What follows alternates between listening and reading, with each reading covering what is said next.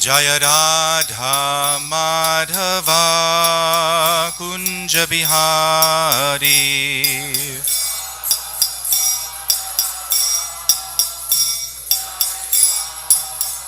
Jaya Radha Madhava Kunja Bihari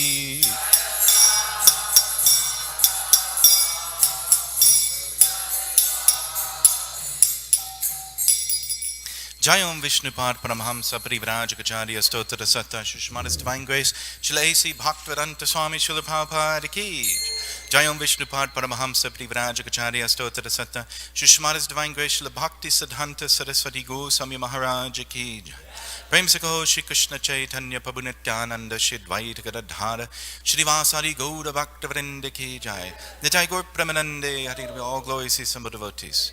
All glories to some devotees. All glories to some devotees. All glories to Sri Guru and Sri Gauranga.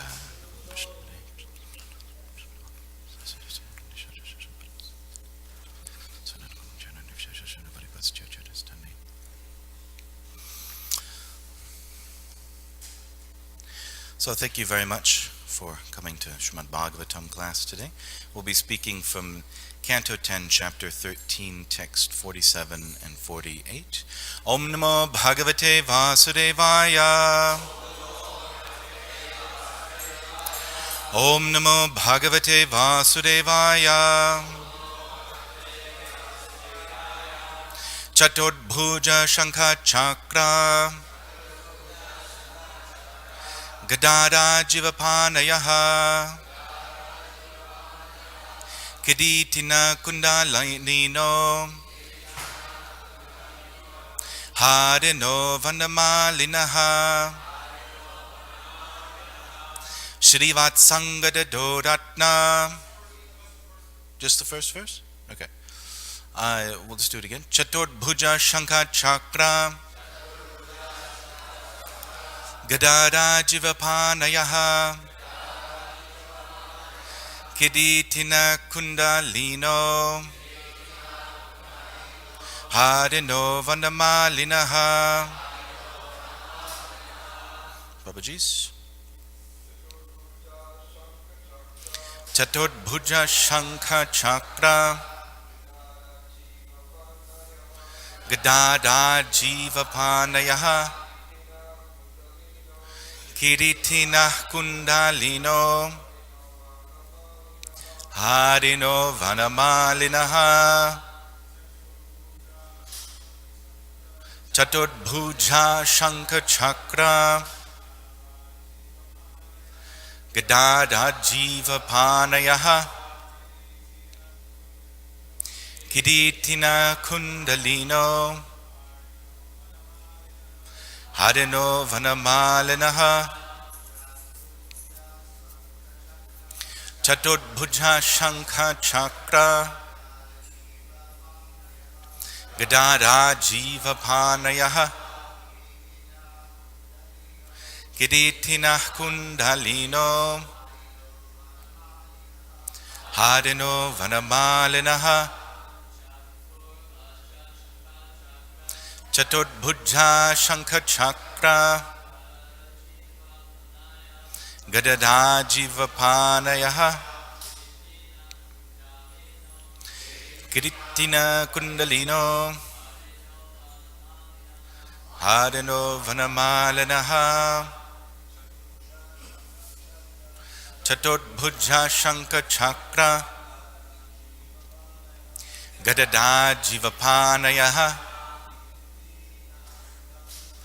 Kiritina Kundalino Harino Vanamalinaha. Mataji's Chaturdbhuja Shankha Chakra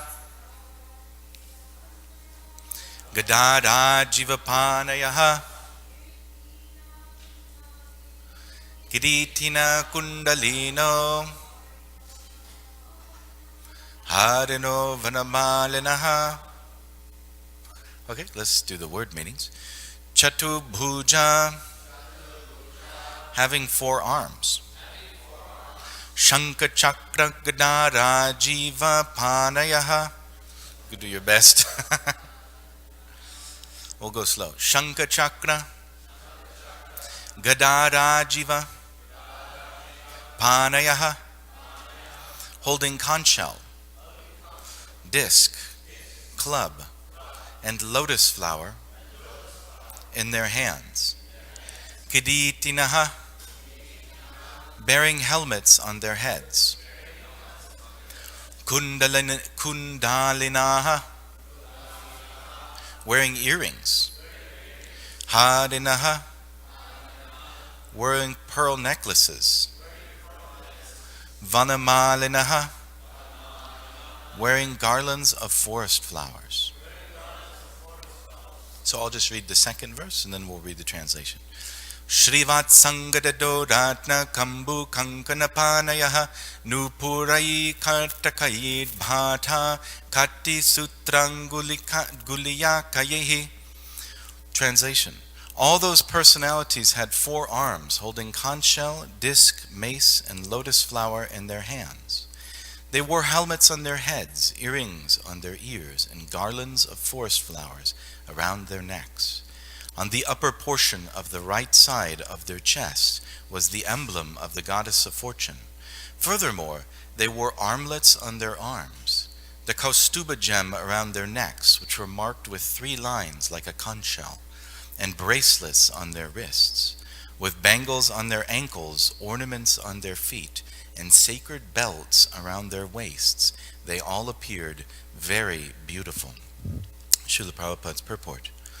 All the Vishnu forms had 4 arms, with conch shell and other articles, but these characteristics are also possessed by those who have attained Sarupya Mukti in Vaikuntha, and who consequently have forms exactly like the form of the Lord. However, these Vishnu forms appearing before Lord Brahma also possess the mark of Srivatsa and the Kaustuba gem, which are special characteristics possessed only by the Supreme Lord himself. This proves that all these boys and calves were in fact directly expansions of Vishnu, the personality of Godhead, not merely his associates of Vaikuntha. Vishnu himself is included within Krishna. All the opulences of Vishnu are already present in Krishna, and consequently for Krishna to demonstrate so many Vishnu forms was actually not very astonishing. The Srivatsa mark is described by the Vaishnav Toshani as being a curl of fine yellow hair on the upper portion of the right side of Lord Vishnu's chest. This mark is not for ordinary devotees, it is a special mark of Vishnu or Krishna.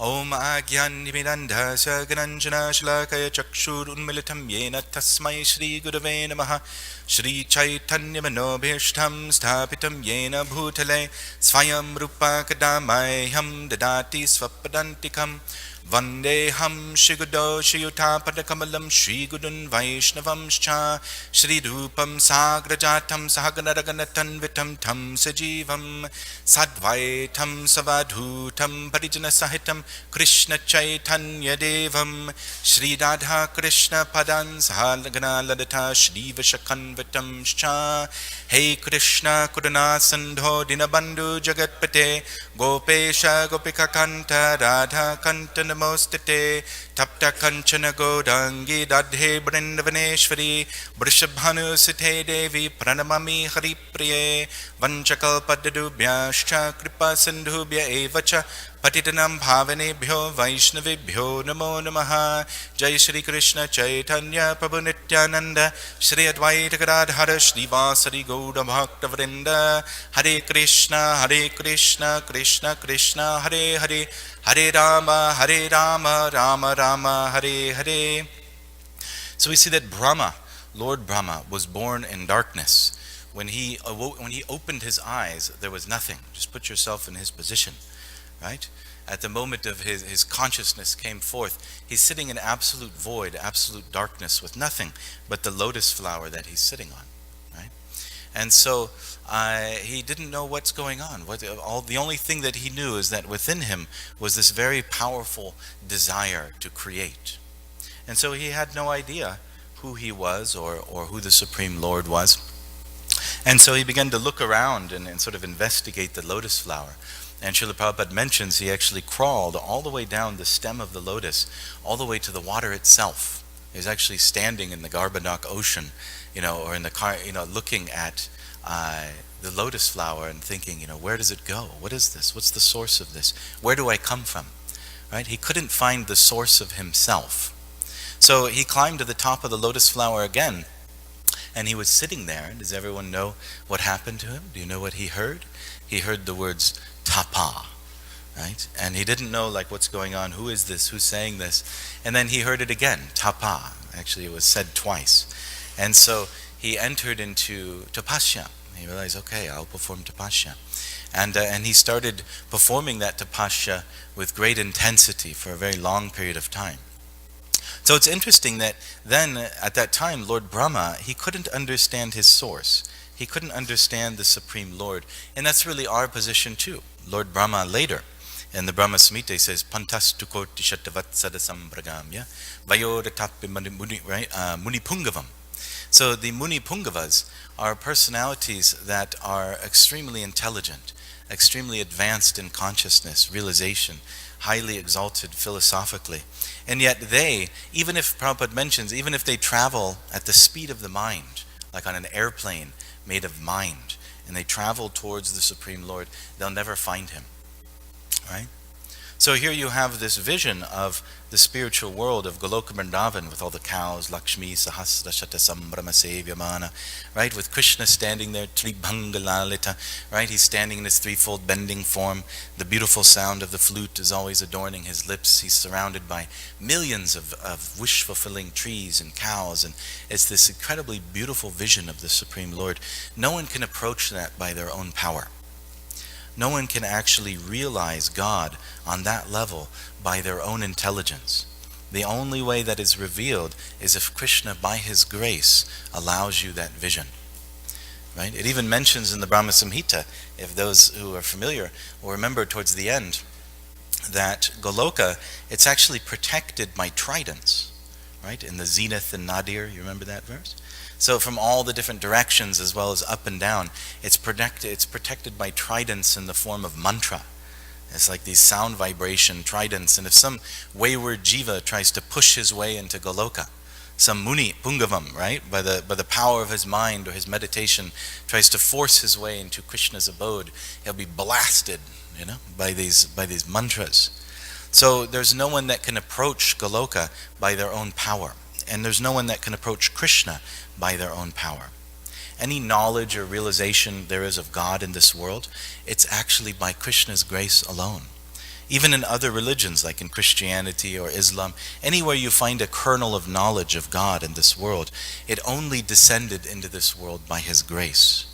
And Prabhupada mentions in the Bhagavad Gita, Name vidu sudagana, right? Prabhavam namarshaya aham adyadhi devanam maharshanam chasarvashaha. Neither the hosts of demigods nor the great sages know my origin or opulences, for in every respect I am the source of the demigods and sages. So Krishna is saying there, this is in the 10th chapter, Name vidu sudagana, right? The sudagana, this host of demigods, they don't understand Krishna. Neither the Maharshis and the planets like Tapaloka, Janaloka, right? None of them, even though they're incredibly powerful, they don't even have human bodies like us. Their bodies are, inconceivable to us. The level of consciousness and perception of reality that they have is inconceivable. We are like tiny, tiny little ants on the ground compared to these individuals. And yet they are no more capable of realizing Krishna by their own power than we are. Just think about how amazing that is, right? You have these great demigods and things like that.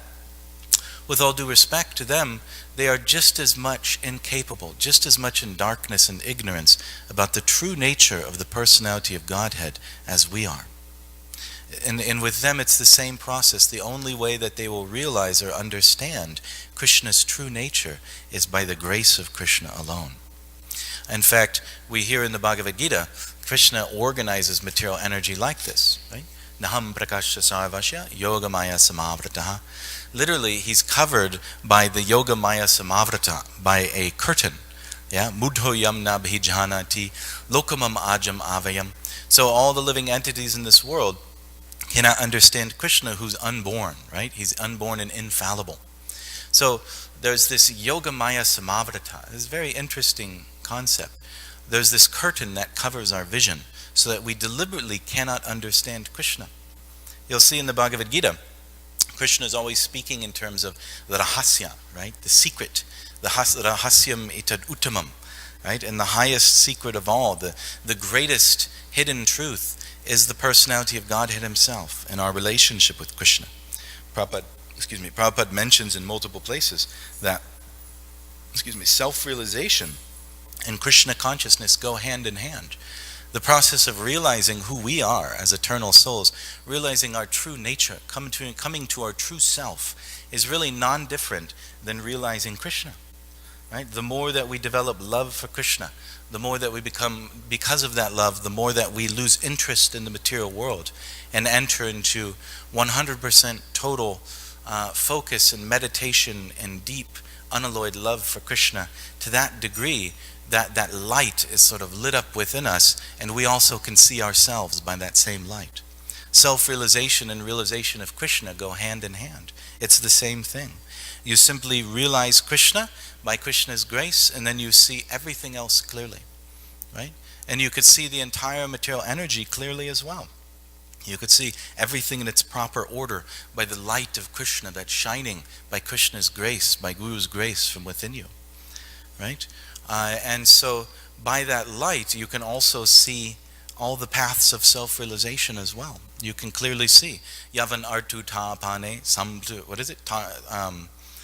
Tavan Sar, I'm sorry, I just forgot the verse. Yavan Artu Dapane Sarvata Sampluto Deke Tavan Sarveshu Vedeshu Brahmanasya Vijanataha. So for one who knows Brahman, all of the Vedas can be understood. Once you've attained that level of consciousness, ultimately of Krishna, then you can clearly see exactly what every verse of the Vedas is talking about, because you're standing at the very peak of realization of what the Vedas are describing. Right? And therefore, a pure devotee can actually advise anyone in any particular spiritual path as to what their spiritual path is describing, how they can make advancement in that path. And you see, Srila Prabhupada had this capacity, he had this ability. Anyone from any particular direction, any religious background, Prabhupada could immediately guide them to the absolute truth, even from within their own tradition. Because Brahmanasya Vijanataha, he has this knowledge, this realization of the personality of Godhead. Yoga Maya Samavrataha, the curtain of material energy is withdrawn. Krishna is deliberately hiding himself. Right? And so why does he hide himself? Because if you think about it, we can't really enjoy the material world or attempt to enjoy it if Krishna is right in front of us. Right? Like the reality is that everything around us is Krishna. That's actually the reality. We're all immersed in Krishna. Everything we see here is his energy. And so whatever you see, your own hand, the air in front of your face, of course in the temple room is very easy because it's deliberately drawing our attention to Krishna. But the whole material world is nothing but Krishna and Krishna's energies interacting. But as wayward conditioned souls, we desire to enjoy, we desire to imitate Krishna. So Krishna creates a place where there's an illusion that he's not there. He creates a place where you can pretend that there is no God, that you're sort of in a place where God is not present. That's the Yoga Maya Samavrataha. It's by your own desire to enjoy the world that you cannot see Krishna. Right? And even Queen Kunti prays, this is very beautiful. Maya javani kachchanam agyadhokshajam avayam na lakshase mudha drisha nato natyadharo yata. Being beyond the range of limited sense perception, you are the eternally irreproachable factor covered by the curtain of deluding energy. You are invisible to the foolish observer, exactly as an actor dressed as a player is not recognized. Natyadhara yata. So she's saying, she's expressing Krishna's glories, and then she compares him, natyadhara tata. You're exactly like an actor, a dancing actor, right, that you find on a stage. And let's just think about this for a second. Right? Let's just think, how is this, let's analyze this analogy. So like we live here in Hollywood, where you have the most famous actors in the world, right? The greatest entertainers, they all live here, and they're paid millions of dollars to act on the movie screen. So what specifically is their talent? Well, they have strong imaginations. They're able to convince themselves they're a particular individual, an action hero or something like that. And they're so convinced of it and so capable of evoking those emotions and those feelings and those mannerisms that they can convince you, right? They can convince you that what they're doing is real. And so you're sitting in the movie theater and you're watching this actor on the stage or on the movie screen. And because they're so capable and they evoke these emotions and things like that, you actually become drawn into it to where you forget everything else outside the movie screen. Does that make sense? It's kind of like, you're so absorbed in it that you feel for that individual. You're sort of vicariously living in the situation. And you forget everything that exists. That's why, like if you're in a movie theater watching a movie and someone comes in and like opens the exit door or something, right? People are like, they tolerate it once or twice, but then they're like, get away from the door! You're ruining the movie. You're opening the door and the light is shining in and it's going across the screen. You're breaking my illusion, right? You're breaking the illusion of the movie. I'm trying to become absorbed in this. I'm trying to forget reality, and you're reminding me that it's fake, right? Or someone talking on their cell phone or kicking the back of your chair, right? Or throwing popcorn all over your shika, right? So these things, they break our illusion. So Krishna, he's just like a dancing actor, and that this is nothing but him. This whole material world is nothing but him, and yet we don't see it. We are actually absorbed in the movie. We're convinced, we're drawn into the illusion, right? If you look on the internet or something, it's full of news, Donald Trump this and this and that, and everyone's absorbed in that, but that's actually an illusion. All there is Krishna. Right? All there is Krishna, and yet we become drawn into the movements of the actor. We become convinced that this material world and its permutations is real and substantial and has value. We're interested in it. We're invested in it. We have feelings for it, just as if we're watching a movie. But Krishna is Natya Dhara. It's just an act, right? It's just a mask that he's wearing. Just like in Bharatnatyam, they make all the facial expressions. I won't imitate because it'll be a disgrace to the profession, right? But they make so many beautiful expressions and things like that. It's meant to draw in your feelings. So Krishna is a dancing actor, and we're all bewildered by his beautiful smile, right? Which is the material energy. But if we serve Krishna and we worship the origin of this, as Krishna mentioned in the Bhagavad Gita, no one can understand the origin, right? The Aham Adirhi Devanam. Even the demigods and great sages cannot understand him independently. So no one can pass the beautiful illusion created by the actor by his own power, right? Only when you get to know the actor. Can you imagine, say you're like a famous actor like Tom Cruise or something like that. So if you're Tom Cruise's mother, it's very hard to watch his movie and become illusioned by it, right? Like if you know him very well, how are you going to forget that he's Tom Cruise? How are you going to completely enter into the illusion that he's trying to create? You're constantly reminded, oh, that's my boy, or he's your best friend or something. Oh, that's my friend, And so you can't forget who he truly is, and you leave the illusion. You can't focus on the movie, right? Or even the actors themselves, they go watch the movie, like the premiere.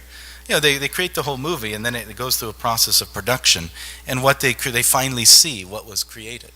So for them, it's not quite the same as for everyone else, right? I remember, this is an illusion, right?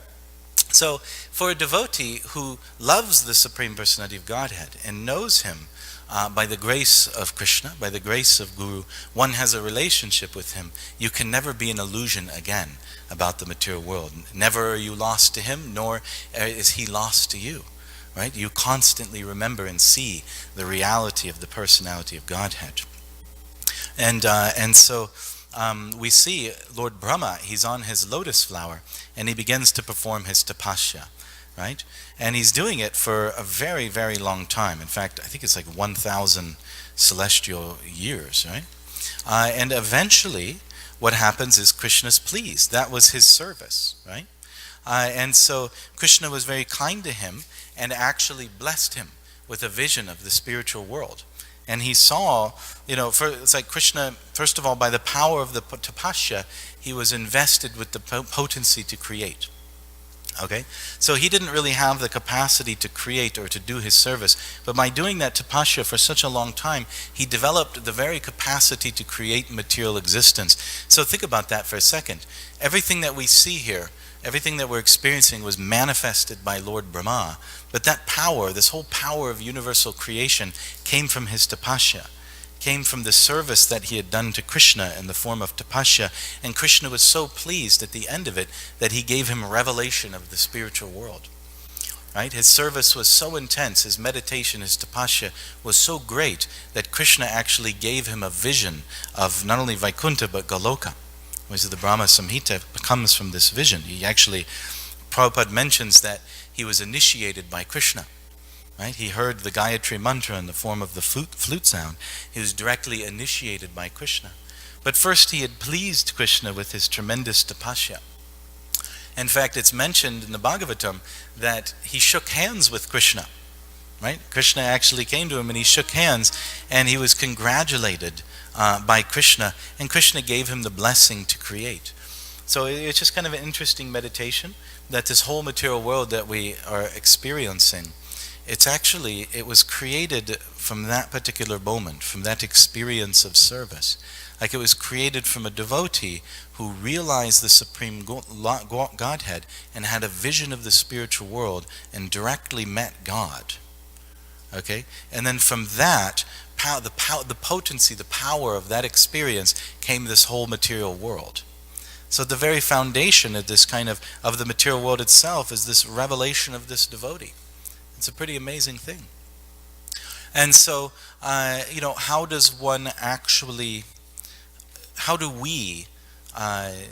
we actually attain this level of realization? Well, we also have to perform tapasya, just like Lord Brahma, right?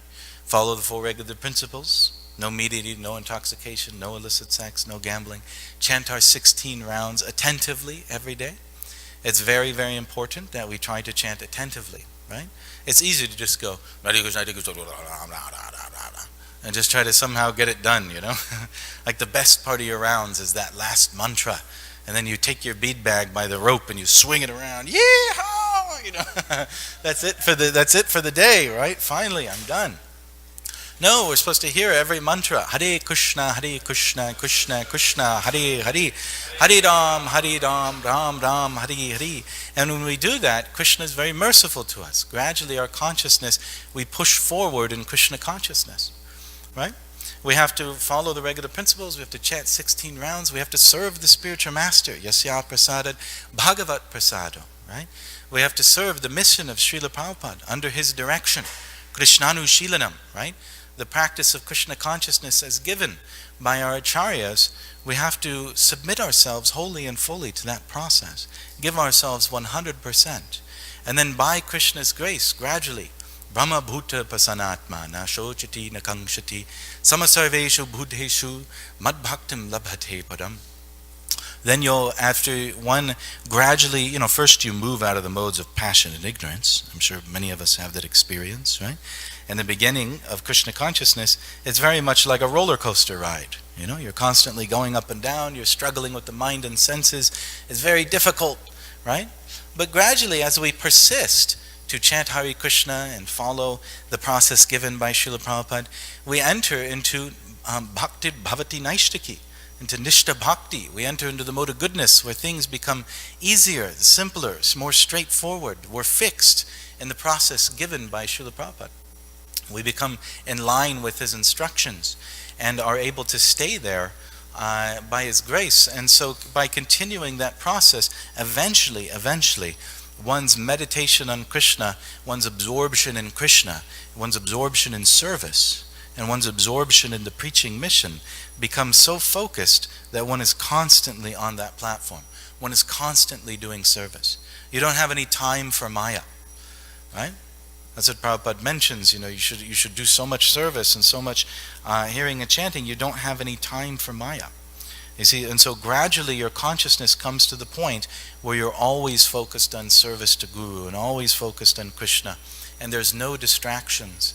And then at that point, eventually, by continuing and continuing, Brahma Bhuta Prasanatma, one will actually leave behind the modes of nature and enter fully into transcendence by the grace of Krishna. And at that time, one will experience the higher stage of bhakti, right? Prema bhakti. One will experience devotion beyond the modes of nature. Bhaktya mam abhijanati yavanyaschashmi tattvataha, right? Tato mam tattvato gyatva vishate tadanantadam. And then by that power of that pure devotional service on that platform, Bhaktya mam abhijanati, you will actually realize Krishna in truth, right? And this is what happened to Lord Brahma. In fact, there's this beautiful verse here in the Bhagavatam I would like to read. Let's see. Krishna actually blesses Lord Brahma with the power to experience him and see him. Sorry, somehow I don't have it here. But anyway, Krishna gave Lord Brahma full realization of himself, of his name, of his form, of his qualities. It says that in the Bhagavatam, that his rupa, his guna, his lila, everything was manifest to Lord Brahma. He was given by the grace of Krishna, he was given a full realization of Krishna. And then when we hear in the Brahma Samhita, that's what he's giving a revelation of, right? We see here similarly Lord Brahma is seeing the cowherd boys are actually not cowherd boys. They're direct incarnations of Krishna. They're direct expansions of Krishna. Prabhupada's mentioning in today's purport that you have, there's Swarupya Mukti. There's so many in Vaikuntha. There's countless, unlimited, liberated souls that all look exactly like Vishnu. We could see here Jaya and Vijay. They look exactly like Vishnu, except for two things. The Kaustubhamani, which is a jewel that's hanging on his chest, right? It's actually like on a locket hanging on his chest. And then the Srivatsa, which is being described in today's purport, it's a curl of hair. And actually it mentions in the Bhagavatam, it's curling from left to right. It's actually counterclockwise, right? And Prabhupada's mentioning here it's on the upper right side of the chest. So Krishna has a little bit of hair here, right? Like or Vishnu has like a golden hair here. And it's Prabhupada, sometimes devotees say it's representative of Lakshmi. But from what I've read in the Bhagavatam, Prabhupada says that it's Lakshmi's resting place. That's like where she sits, it's like her asana, right?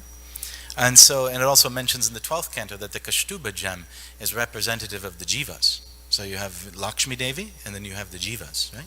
And so in Vaikuntha, that's how you tell that you're dealing with the Supreme Personality of Godhead. He has these special characteristics.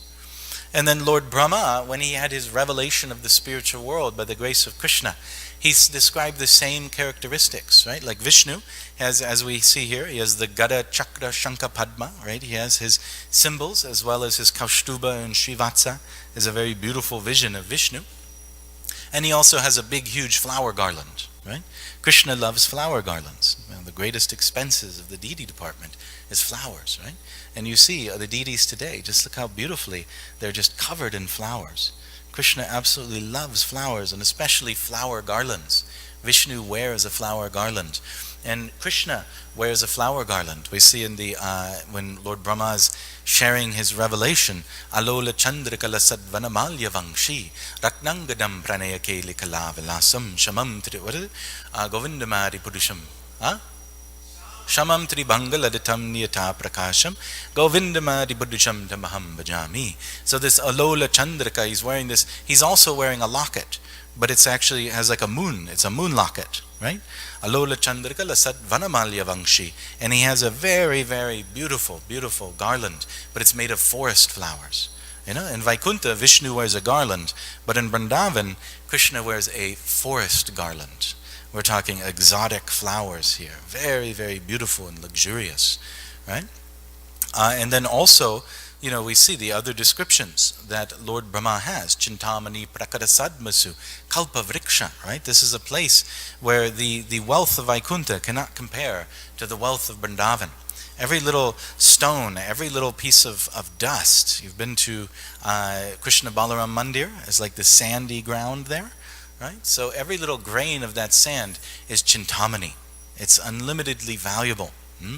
Kalpa vriksha, the place is filled with kalpa vriksha trees. Lakshavriteshu sudabhid abhipalayantam. Krishna is a cowherd boy, right? He's abhipalaya. He's actually there with his stick, just like we see in this pastime. He's there with his stick, and he's herding the cows. And so Lord Brahma has seen this, right? It's a very beautiful vision. Lakshmi Sahasra Shata Sambrama Sevyamanam, and he's being worshipped by hundreds and thousands of Lakshmi Devis in the form of these gopis. So this is Vrindavan, this is Goloka. Barhavatam Samasatam Buddhasundadangam, right? He's there standing in his threefold bending form. He's the color of a beautiful rain cloud. So this is the vision that Lord Brahma had. Okay? And so by following the process of Krishna consciousness, we also can develop that vision by the grace of Srila Prabhupada, by the grace of the Guru Parampara, by the grace of Krishna.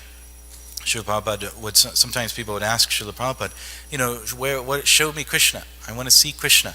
What does he look like? And Prabhupada would say, look right there, look at the picture, right? You can directly see Krishna, or look at the deities, they're here. But we have to go through the process of purification. We have to qualify ourselves, receive the grace and mercy of Krishna. We have to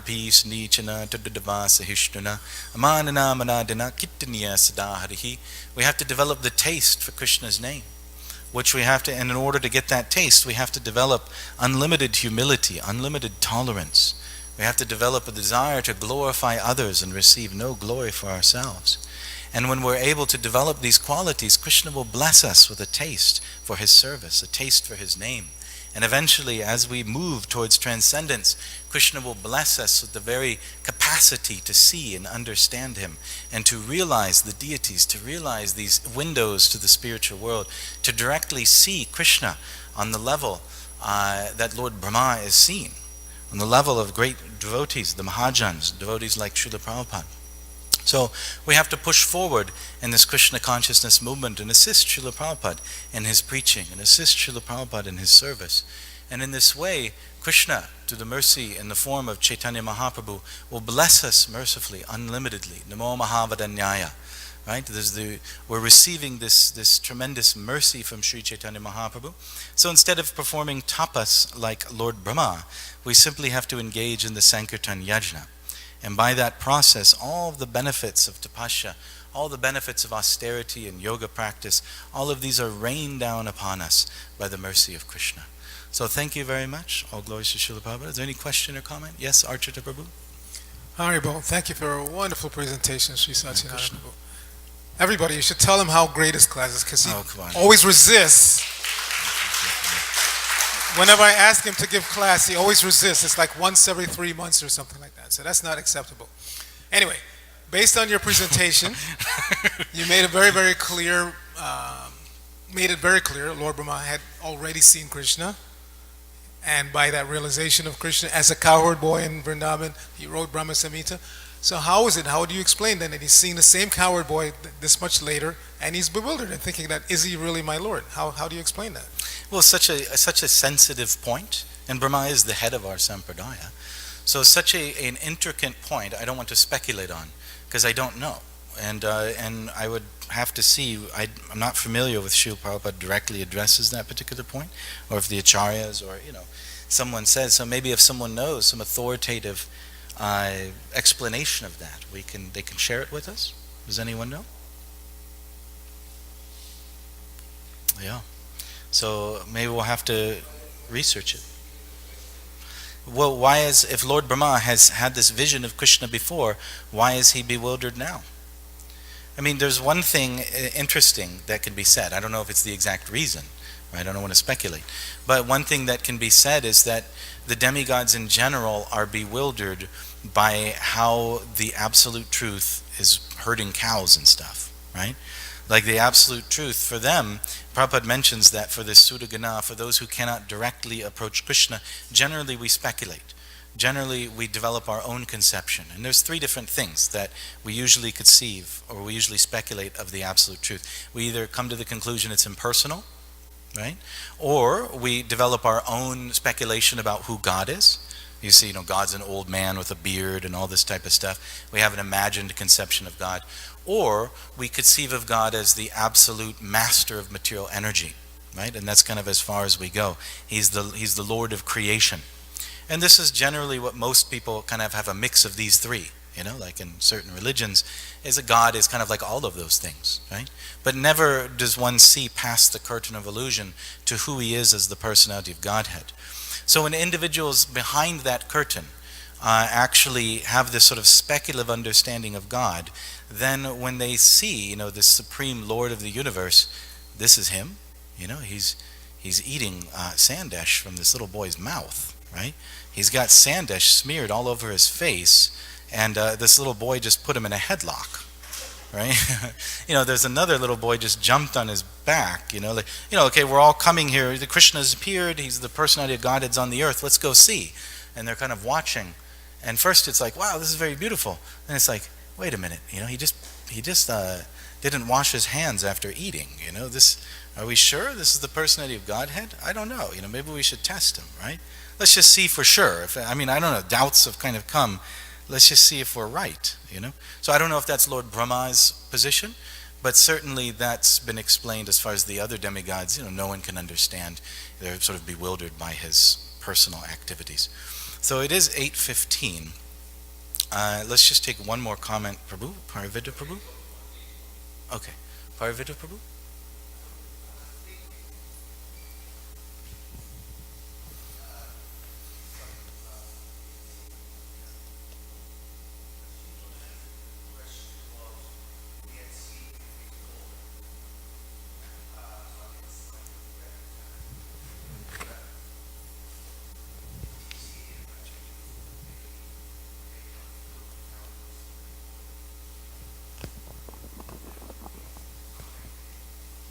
Sure.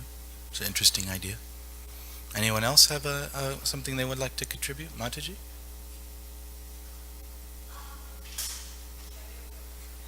I don't know. Please just speak, yeah.